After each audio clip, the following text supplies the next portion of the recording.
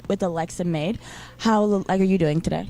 I'm good. I'm a little bit jet lagged. I just came in from California. Okay, so what are you doing in California?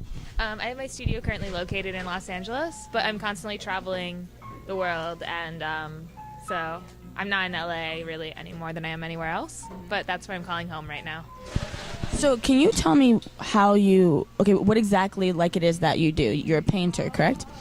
I'm a painter, but not in the traditional sense. Instead of painting on canvas, I actually paint on top of objects, people, and I don't just paint a pretty pattern or paint them to camouflage in with something else. I paint a copy of them on top of themselves. So like if I wanted to paint this table right here, I would put brown paint on top of this in a wood grain pattern to mimic the table. And in this way of covering objects and people in a mask of paint that mimics what's below, I'm able to make it look like a two-dimensional painting when photographed. So it creates this optical illusion effect. Okay, so can you tell me how you began to paint? Like, did you start when you were like a little girl, and did you have like painting school, or how exactly did you start painting? I really liked making art when I was a kid, and I especially liked painting, but I got really frustrated around the time that I was 16 because I was overly perfectionistic with my work, and I could never finish anything. So then I took a break from painting, and then I was struck with this idea for putting like a shadow down on top of a shadow, and I thought that I could achieve that by putting black paint down on the shadows. And then I started painting colors on top of colors, and all of a sudden, before I knew it, I was painting again. But I wasn't painting in the way I had known it before. It was very much based upon space. And to avoid the problems that I had fallen into before when I was a teenager with being overly perfectionistic, I decided that I would paint on subjects that would be very short-lived. So it would be like food or people, something that over the course of a day it would break down, and I would be forced to work very much in the moment and intuitively. So how did you start to, I guess, pursue painting like as a career? Did you know that you wanted to do that from like the beginning? I'd actually studied political science, and I'd worked on political campaigns and on Capitol Hill, and I'd really thought that that was going to be my career path. It was something I was passionate about, but I'd always dreamed of being an artist, but I thought that wasn't a feasible career option. And it seemed a lot easier to go for something where you could find a specific job, you'd have health insurance. And so I hadn't really considered the option of being an artist. And then when I graduated from college, I decided that, this was my time to actually see if I could make it happen. And I made it my job to teach myself how to paint in this style, and also learning not just how to make art, but what it means to be an artist. So I spent a lot of time interviewing artists who I admired, asking them questions, how do they get started, and what is their day-to-day work like. And I really learned a lot during that period, which has shaped the way I view my art career. So how did you start to get, I guess, popular with your paintings? Like, what exactly did you do? Was it just when you started to paint on top of people that you started to get, more popular, or how did that come about?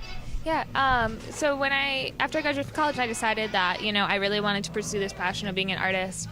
I was networking a lot, and I was showing my artwork to a lot of other artists and people whose opinions I respected, and in that way I started actually getting some shows locally in Washington, D.C., in my hometown. But I really got my big break when somebody posted a small comment on a blog about, it was a blog post about body painting, and in the comments they said, you should check out Alexa Meade's work, and there was a link to my website. And then the next day, the blogger ran a photo of my artwork and just a link to my website. It wasn't an article or anything. It was just a caption. And then from there, it went totally viral overnight. I was on CNN and the Today shows all over the world from just this one little comment on a blog. And it was a really crazy period of tons of things flying my way.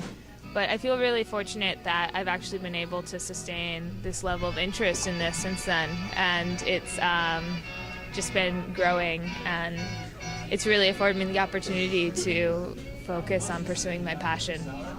So what would be the pros and cons of being a painter, for a career?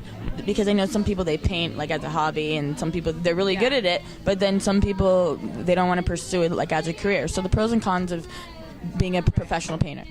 Yeah, well, I should first say, too, that I don't necessarily classify myself as a painter, more an interdisciplinary artist, but in terms of pros and cons of being an artist, my lifestyle is really unique because I don't have anywhere that I need to be at a certain time. I don't show up for a job every day at 9 o'clock. Instead, I show up at my studio.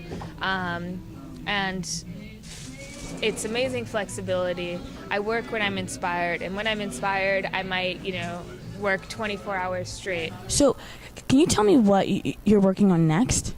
I'm working on some different side projects in the studio. A lot of them have to do with perception and questioning reality, but they don't actually have to do with paint or portraiture.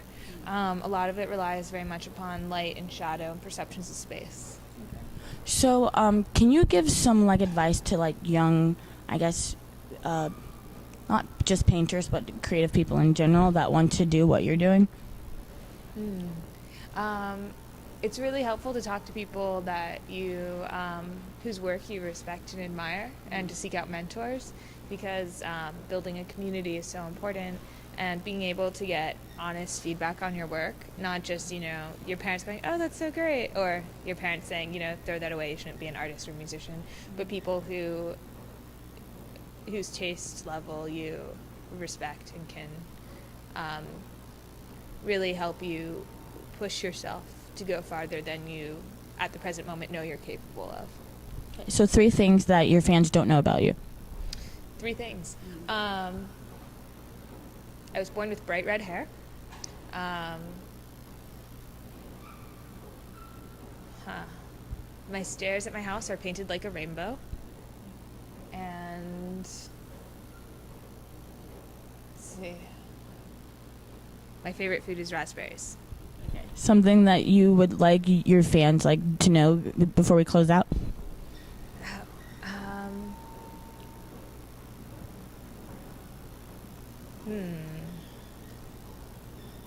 That is a really good question.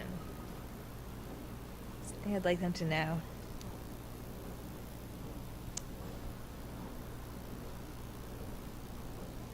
I would say that sometimes it's good to leave questions open and not provide answers. So my answer to that is a non-answer, and to know that there are questions out there larger than their answers.